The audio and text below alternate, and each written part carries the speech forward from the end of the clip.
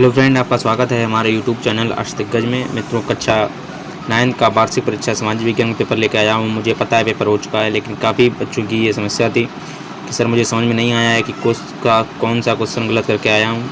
पूर्णांक 70 का है, सभी प्रश्न हल करना अनिवार्य है। का विभाजित किया गया है, प्रत्येक खंड के सभी प्रश्न एक साथ हल करना है। प्रत्येक प्रश्न के निर्धारित अंक के सम्मुख यानी निकट निर्देशित हैं बहुविकल्पीय प्रश्न मिलेंगे, अति लघुत्तरीय मिलेंगे, लघुत्तरीय विस्तृत इसके संबंध में निर्देश उनके आरंभ में दिए गए हैं। का था खंड हेतु दिए गए मानचित्र को उत्तर पुस्तिका में आपको मजबूती के साथ संलग्न मतलब जोड़ना होगा। सबसे पहला क्वेश्चन है, देख लेते हैं खंड का। नेपोलियन बोनापार्ट कहाँ पराजित हुआ था? रसिया में, ऑस्ट्रिया में, वाटरलू के मैदान में, सेंट लेना में। मित्रों, बहुत ही आंसर सटीक है। नेपोलियन बोनापार्ट जो पराजित हुआ था वो वाटरलू के युद्ध में पराजित हुआ था। ये बात है सन 1815 की, यानी 1815 ईस्वी में नेपोलियन बोनापार्ट पराजित हुआ था, वो भी वाटरलू के मैदान में। नवंबर 1917 ईस्वी की क्रांति, रूसी क्रांति का नेतृत्व किसने किया था? वो आपका हो जाएगा लेनिन। फिर उसके बाद में पहाड़ी मैदानों को क्या कहा जाता है? मेरे अंदाज से इसे पठार कहा जाता है, लेकिन मैं इसमें कंफर्म नहीं हूँ। कमेंट बॉक्स में 9th वाले छात्र जरूर कमेंट करें कि पहाड़ी मैदानों को क्या कहा जाता है। ये आपका जो है क्वेश्चन आपका होमवर्क रहा। भावर, बुग्याल, तराई या पठार।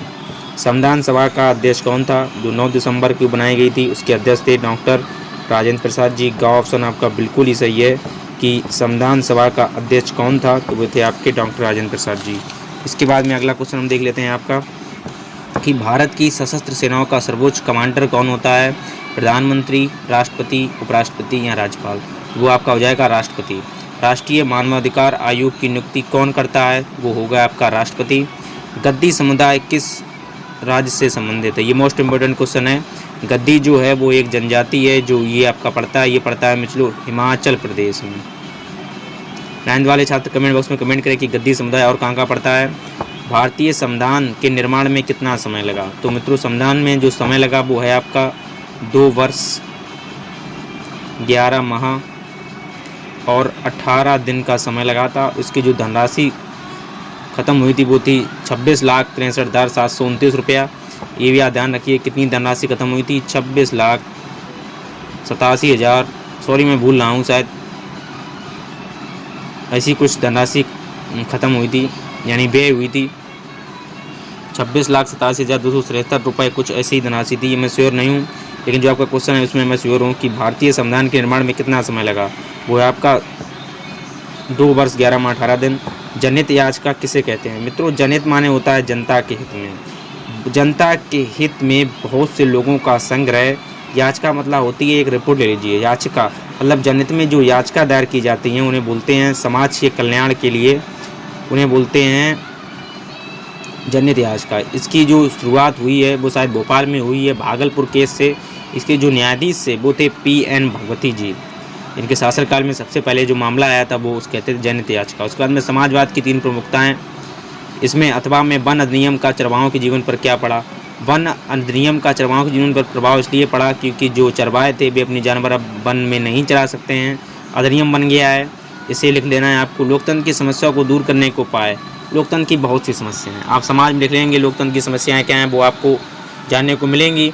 इसके बाद में है लोकतंत्र में एक देश के संसद का महत्व। विधेयक पारित होगा लोकसभा, राज्यसभा, संसद में, तभी जाके कानून बनता है। तो संसद का बहुत ही महत्वपूर्ण रोल है। 19वीं और 20वीं सदी की दुनिया के लिए फ्रांसीसी क्रांति की विरासत छोड़ गई। विरासत का मतलब ये होता है निरंकुश राजतंत्र। जो क्रांतियाँ होती हैं मित्रों वो निरंकुश राजतंत्र के में होती हैं, जो वहाँ के शोषित जनता की कई सालों तक जब वो दबती पिसती रहती है, उसके बाद में उसमें विद्रोह का स्वर आता है। गुलामी प्रथा, निरंकुश राजतंत्र का अंत, ये बहुत सी बातें हो जाती हैं, तब वहाँ पे क्रांति होती है। मसाई समुदाय के चरवाहों पर क्यों छीने गए कारण बताइए, आपको कर लेना है। ऊपर वाला करना है, नीचे वाला करना है कि है। भारतीय संविधान की प्रमुख विशेषता वर्णन कीजिए। भारतीय संविधान कठोर है, लचीला है, विशाल संविधान है। आप देखिएगा 395 अनुच्छेद 12 अनुसूचियाँ हैं, बहुत लंबा संविधान है अपना, बहुत बड़ा है। भारतीय संविधान में दिए गए मौलिक अधिकारों की विशेषताएं, इसमें आपको मौलिक अधिकारों के बारे में लिखना है। उसके बाद में दिए गए विश्व के मानचित्र में निम्नलिखित देशों को नाम लिखना है आपको। चीन, जर्मनी, इटली, रूस, संयुक्त राज्य अमेरिका। ये मैं भी आपको बाद में बता दूंगा। इसके बाद में अगला क्वेश्चन देख लेते हैं खंड का। ये भूगोल का है। उत्तराखंड, उत्तर प्रदेश, बिहार, पश्चिम बंगाल और सिक्किम की सीमाएं किस देश को छूती हैं? तो वो आपका हो जाएगा नेपाल। एक बार मैं आपको क्वेश्चन बता देता हूँ। उत्तराखंड, उत्तर प्रदेश, बिहार, पश्चिम बंगाल और सिक्किम की सीमाएं किस देश को छूती हैं? वो है नेपाल। एक स्थलीय भाग जो 3 ओर से समुद्र से घिरा है वो कहलाता है प्रायद्वीप। आपने पढ़ा होगा भारत एक प्रायद्वीपीय देश है। प्रायद्वीपीय का मतलब होता है वह स्थल भाग जो 3 ओर से समुद्र से घिरा होता है, प्रायद्वीप कहलाता है। निम्नलिखित में से कौन सी लवणीय वाली झील है? वो जाएगा सांबर झील, राजस्थान। ओके, नीचे दिए गए स्थानों में किस स्थान पर विश्व में सबसे अधिक वर्षा होती है? वो है मौसिनराम।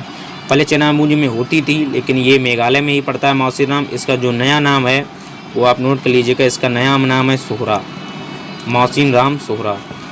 भारत में 1991 में साक्षरता दर क्या थी? ये भी आप आंकड़ा देख लीजिएगा। राष्ट्रीय काम के बदले अनाज कार्यक्रम को कब लागू किया? ये भी आप देख लीजिएगा। सिंधु तथा गंगा नदियाँ कहाँ से निकलती हैं? गंगा, गौमुख, हिमनद होगी। भारत में किस भाग में दैनिक तापांतर अधिक होता है और क्यों? ये राजस्थान के जैसलमेर में होता है। क्यों होता है आप इसका कारण बता दीजिएगा। क्योंकि जो रेत होती है वो दिन गर्म हो जाते हैं, रातें अधिक ठंडी हो जाती हैं। बेरोजगारी को परिभाषित किए। बेरोजगारी ये ज़्यादातर जो युवा है वो अपने आप से थोड़ी बना लेगा। सरकार द्वारा दिए गए एक निर्धारित पूंजी जो मानव के पास नहीं पहुंच पाती है, यानी जीवन जीने के लिए जो पूंजी होती है उसे मित्रों हम लोग बेरोजगारी कहते हैं। इसे आप परिभाषित कर लीजिएगा। इसके बाद में अरब सागर तथा बंगाल की खाड़ी स्थित द्वीप समूह के नाम बताइए। दक्षिण में कौन कौन से प्रायद्वीपीय देश हमारे पड़ोसी हैं? ये भी आपको लिखना है। ये आपका 3 नंबर का। उसके बाद में अथवा में आपको करना है बांगर या खादर की। जब गंगा आती है, जब अपने साथ अवसाद लेते आती है तो उसे मित्रों बांगर कहते हैं। नवीन जोड़ी मिट्टी जो खादर होता है, जो जहाँ पर गंगा का पानी नहीं पहुँच पाता है और जो दबा हुआ पदार्थ होता है यानी जमा अवसाद होता है, उसे मित्रों खादर कहते हैं। 3 अंतर आपको देख लेने हैं अच्छे से। संसाधन के रूप में लोक से आप क्या समझते हैं? ये भी आपको कर लेना है। उन समाज और सामाजिक समूह की पहचान करें जो भारत की निर्धनता के समक्ष निरुपाय हैं। विस्तृत उत्तर प्रश्न ये आपके 6 नंबर का है। किसी देश की अर्थव्यवस्था के लिए नदियाँ क्यों महत्वपूर्ण हैं? ये आपको लिख देना है बना के। आप जरूर लिख सकते हैं कि नदियाँ सिंचाई होती है, जड़ी बूटी आ जाती हैं और नदी की पानी सुविधा होती है, बहुत सी यातायात के साधन। और उसके बाद में व्यापार जो होता है, जो नदी में पहले जब सामान जब ये कुछ नहीं चलता था तो सामान ढाने के लिए हम लोग नदी में डाल देते थे और उसके एरिया में जो पड़ते थे फिर वहाँ से निकाल। जैसे मान लीजिए लकड़ी के पटरे हैं, उसके बाद में आप ऐसे कर लीजिएगा, मुझे पता है आप कर लेंगे। अथवा में है भारत के प्रमुख भू आकृतिक विभाग कौन कौन से हैं? हिमालय क्षेत्र तथा प्रायद्वीपीय पठार के उच्चावच लक्षणों में क्या अंतर है? ये भी लिखना है आपको। महिलाएं क्यों निम्न वेतन वाले कार्यों में नियोजित होती हैं? 6 नंबर का। अथवा में करना है आपको निर्धनता उन्मूलन की वर्तमान सरकारी रणनीति की चर्चा करें। उसके बाद में दिए गए भारत के मानचित्र में निम्नलिखित स्थानों को नाम से दोहराएं। दिल्ली, मुंबई, कोलकाता, चेन्नई, हिंद महासागर। मित्रों अगर आपको कोई भी समस्या हो तो कमेंट बॉक्स में कमेंट करें। मुझे जितना पता था मैं संतुष्ट नहीं था इसमें 1 नंबर 2 नंबर वाले क्वेश्चन में कि मैंने कौन सा गलत करा दिया। तो मित्रों अगर आपको कोई भी समस्या है तो कमेंट बॉक्स में जरूर कमेंट करें। मुझे पता है आपका पेपर हो चुका है, लेकिन जहाँ पेपर नहीं हुए हैं उनको बनाना था। और काफ़ी मित्रगण मेरे पास आए और उन्होंने कहा कि भैया ये पेपर सॉल्व मुझे करा देना, मैं देख लूँगा कि मैंने क्या क्वेश्चन गलत किया। उन मित्रों को, उनके सपोर्ट को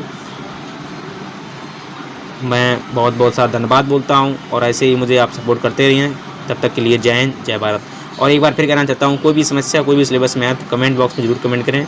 मैं पूरा भरसक प्रयास करूँगा कि आपके क्वेश्चन का आंसर दे पाऊँ। जय हिंद।